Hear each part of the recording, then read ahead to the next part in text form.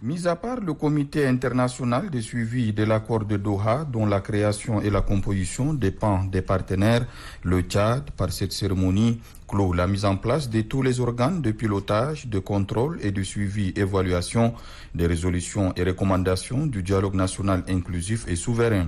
Ils sont 11 personnes, 4 membres du bureau et 7 experts à composer ces cadres indépendants officiellement investis par le président de transition, dont les premiers mots ont été ceux de vives félicitations et des souhaits de franche réussite de la mission. Une mission à la fois exaltante et patriotique, fait savoir le chef de l'État, général Mohamed Idriss Déby Itno. Étant l'interface entre le haut comité de pilotage, le comité international de suivi et évaluation de l'accord de Doha et le mécanisme de démobilisation, désarmement et réinsertion, le cadre indépendant de suivi et évaluation est appelé à jouer un rôle vertical et horizontal en ce qui concerne le suivi et évaluation du niveau de la mise en œuvre des différentes actions.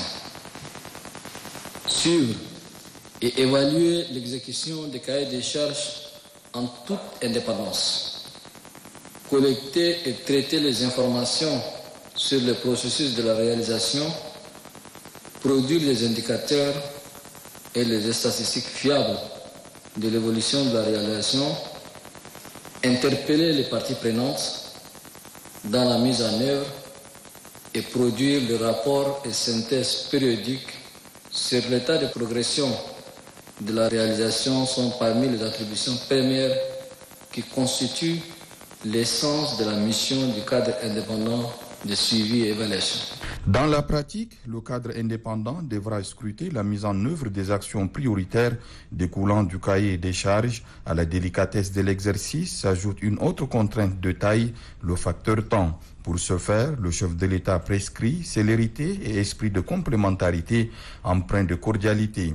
Des orientations sont toutes claires pour Dr Galingote Ngata. Nous remercions le chef de l'État pour cette vigilance à créer des structures qui peuvent aider à assumer les directives et les recommandations du dialogue national.